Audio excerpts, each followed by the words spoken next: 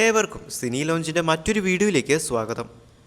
June 1 മുതൽ cinema നിർമ്മാണം നിർത്തിവെക്കുമെന്ന നിർമ്മാതാക്കളുടെ പ്രഖ്യാപനം വന്നതോടുകൂടി കൂടുതൽ പ്രതികരണങ്ങളുമായി താരങ്ങളും നിർമ്മാതാക്കളും രംഗത്തെത്തിയതോടെ പ്രശ്നം കൂടുതൽ വഷളായിരിക്കുകയാണ്. താരങ്ങൾ പ്രതിഫലം കുറയ്ക്കണമെന്ന സുരേഷ് കുമാറിൻ്റെ അഭിപ്രായത്തിൽ അയവ് വരാത്തതും താരങ്ങൾ അതിനനുകൂല തീരുമാനങ്ങൾ പ്രഖ്യാപിക്കാത്തതുമാണ് പ്രശ്നങ്ങൾ ഇത്ര വഷളാകാൻ കാരണമായി കണക്കാക്കുന്നത്. സുരേഷ് കുമാറിന്റെ വാർത്താ സമ്മേളനത്തിന് ശേഷമാണ് മലയാള സിനിമാ രംഗത്ത് ഇങ്ങനൊരു പ്രശ്നങ്ങൾക്കൊക്കെ തന്നെ കാരണം.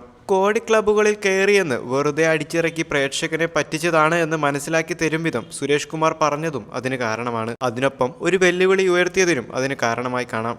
എന്നാൽ പ്രൊഡ്യൂസേഴ്സ് അസോസിയേഷന്റെ തീരുമാനങ്ങൾക്കെതിരെ ആന്റണി പെരുമ്പാവൂർ എന്ന നിർമ്മാതാവ് ഫേസ്ബുക്കിൽ തന്റെ അഭിപ്രായം കുറിച്ചതും കാര്യങ്ങൾ ഇത്ര വഷളാകാൻ സഹായകരമായി. ഒപ്പം ജയൻ ചേർത്തലയുടെ പ്രസ്താവനയും താരങ്ങളുടെ സംഘടനയും പ്രൊഡ്യൂസേഴ്സിന്റെ സംഘടനയും തമ്മിലുള്ള ഒരു യുദ്ധത്തിന്റെ വക്കിൽ കൊണ്ടെത്തിച്ചിരിക്കുന്നു എന്ന് തന്നെ പറയാം.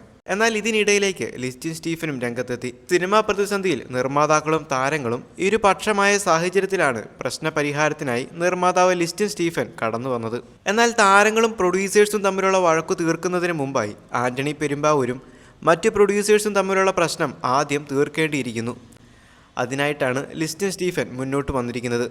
എന്നാൽ സംഘടനയ്ക്കുള്ളിൽ നിലവിൽ ഒരു പ്രശ്നവുമില്ലെന്നും സിനിമാ സമരമുണ്ടായാൽ സമരത്തിന് മുന്നിൽ ആന്റണി പെരുമ്പാവൂർ ഉണ്ടായിരിക്കുമെന്നുമുള്ള ലിസ്റ്റിന്റെ അഭിപ്രായം പ്രശ്നങ്ങൾ കൂടുതൽ സങ്കീർണമാകാതിരിക്കാനുള്ള നീക്കത്തിന്റെ ഭാഗമായാണ് വിലയിരുത്തപ്പെടുന്നത്. എന്നിരുന്നാലും താരങ്ങൾ പ്രതിഫലം കുറയ്ക്കണമെന്ന തീരുമാനത്തെ ന്യായീകരിക്കുക കൂടി ലിസ്റ്റിൻ സ്റ്റീഫൻ ചെയ്യുന്നുണ്ട്.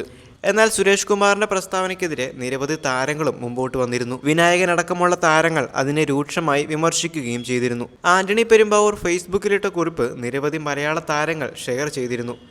ആ സാഹചര്യത്തിലാണ് ജയൻ ചേർത്തലയും രംഗത്ത് വന്നത്. അതോടുകൂടി കാര്യങ്ങൾ കൂടുതൽ വഷളായി എന്ന് വേണം പറയാൻ.